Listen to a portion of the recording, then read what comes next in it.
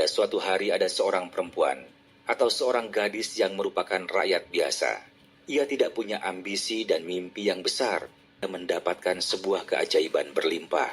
Keajaiban tersebut membuatnya dapat berada pada puncak hidupnya, di mana dia diperhatikan oleh semua orang. Sayangnya, keajaiban itu ada batas waktunya. Dia tidak bisa berlama-lama di masa puncaknya dan harus kembali pada kenyataan. Satu persatu keajaiban yang ia dapatkan mulai hilang hingga ia kembali pada kenyataan. Akan tetapi, masih ada keajaiban yang tersisa. Keajaiban itu memang tidak dapat membuatnya langsung berada pada posisi puncak.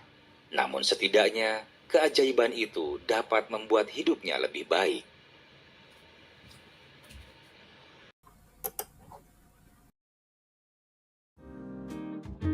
Pada suatu hari di sebuah daerah pinggiran, hiduplah seorang anak dari keluarga biasa yang bernama Oguri Cup. Saat kecil, ia tidak bisa berdiri, berjalan, atau berlari karena kakinya sangat lemah. Sejak kecil, ia sering menonton orang-orang berlari di televisi, menyaksikan para atlet melesat di lintasan, dan memendam satu keinginan sederhana. Suatu hari nanti, ia ingin berlari juga. Bagi Oguri, berlari adalah sebuah keajaiban. Karena itu, ia memilih jalan menjadi atlet bukan demi pujian, melainkan karena dia ingin berlari. Pada hari pertamanya di Akademi Oguri Cup bertemu seorang teman yang segera menjadi sahabat dan pendamping setianya. Di hari yang sama, bakat luar biasa Oguri terpancar hingga seorang pelatih terpikat dan menawarkan bimbingan. Dengan dukungan pelatih dan sahabatnya, Oguri yang dikenal polos, agak bodoh, dan sangat rakus mulai berkembang. Mereka melatihnya dengan sabar, mengasah teknik, dan menyusun strategi lomba. Berkat kerja keras dan tekadnya, Oguri meraih rangkaian kemenangan. Suatu hari, kemenangan-kemenangan itu melahirkan sebuah keajaiban. Ia lolos ke kompetisi tingkat pusat, namun itu berarti ia harus meninggalkan lintasan di kampung halamannya. Pada balapan perpisahan, sang pelatih meminta penonton untuk terus mendukung Oguri agar ia bisa menjadi atlet yang hebat dan tak mengecewakan. Melihat gelombang dukungan itu, Oguri terdiam. Ia merasa sedang memikul sesuatu.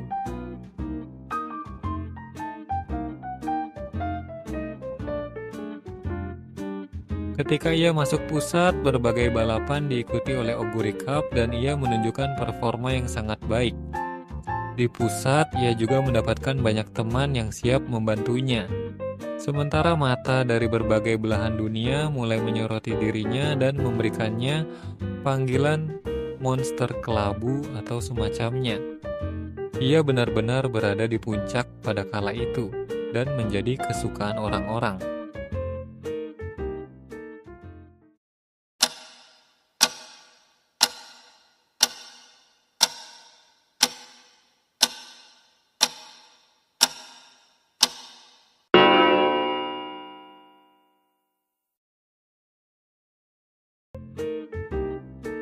Pada suatu ketika, Oguri Cup hanya mampu dapat posisi kelima. Ia sempat meyakini bahwa kekalahan itu terjadi karena kondisinya yang sedang tidak baik. Setelah menjalani pelatihan, ia kembali ke lintasan dan justru memecahkan rekor di sana. Keberhasilan itu menyalakan kembali semangatnya. Namun lintasan balap tidak selalu bersikap ramah. Kekalahan kembali menghampirinya sekali, lalu berulang lagi. Meski begitu, tidak ada alasan untuk terlalu cemas. Oguri Cup akan baik-baik saja. Ia akan bangkit dan kali ini melakukannya dengan jauh lebih baik. Atau mungkin saja tidak. Biar saya jelaskan apa yang selama ini terjadi dalam diri Oguri Cup. Ia lupa alasan awal mengapa ia berlari.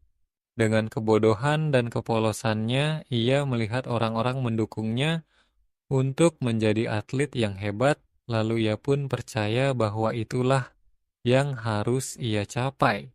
Ia harus menjadi atlet yang hebat. Ia harus menang dan terus menang. Sejak saat itu, tujuan larinya berubah bukan lagi karena dirinya sendiri, melainkan untuk memenuhi harapan dan dukungan orang-orang di sekitarnya. Namun kenyataan tak selalu seindah itu. Setelah berbagai kekalahan itu, ia benar-benar hancur. Ia mulai mempertanyakan apa tujuannya jika dia selalu kalah dan tak bisa memenuhi harapan orang-orang. Suatu ketika, pelatihnya datang menemuinya. Di dalam hatinya yang masih polos dan naif, ia berpikir bahwa dengan bantuan pelatihnya, ia bisa kembali berlari seperti yang diinginkan semua orang dan sekali lagi memenuhi harapan orang-orang di sekitarnya. Ini sudah saatnya pensiun.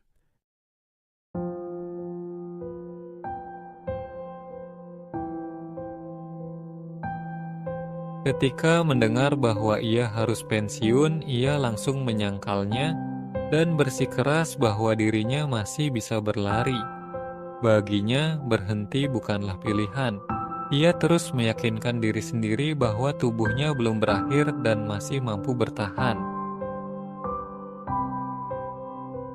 Pelatihnya kemudian menyebutkan riwayat kekalahan-kekalahannya. Mendengar hal itu, emosinya meledak. Ia berlari tanpa arah di malam hari, melampiaskan kemarahannya terhadap keadaan yang tidak bisa ia terima. Sahabat dan pelatihnya terpaksa mengejarnya karena khawatir akan keadaannya. Saat menyadari sahabatnya mengejarnya, ia berhenti dan bertanya mengapa ia harus pensiun. Ia berteriak bahwa dirinya masih mampu berlari sejauh ini, bahkan masih lebih cepat daripada sahabatnya. Ia kemudian bertanya, apakah sahabatnya setuju jika ia masih cepat seperti dulu, seolah mencari alasan agar ia tidak pensiun. Melihat sahabatnya hanya terdiam, ia kembali berlari meninggalkan sahabatnya hingga kakinya tak lagi sanggup menopang tubuhnya dan membuat ia terjatuh.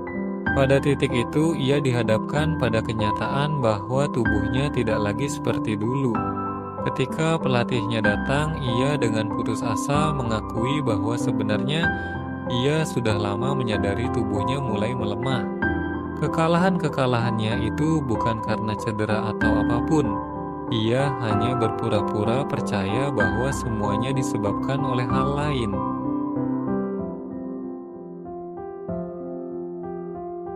Pelatihnya kemudian bertanya apakah ia masih ingin berlari atau tidak. Ia sempat menegaskan bahwa dirinya sudah tidak bisa berlari lagi seperti dulu dan dirinya mungkin saja kalah lagi serta mengecewakan orang-orang.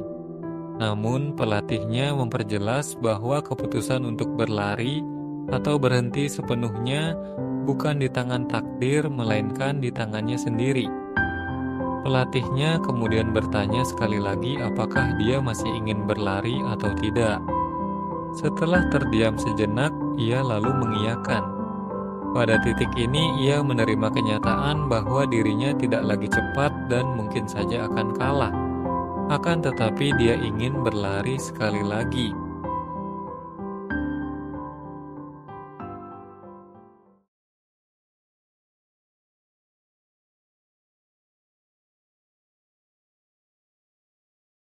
Pada balapan terakhirnya, Oguri Cup masih diliputi rasa takut akan kekalahan.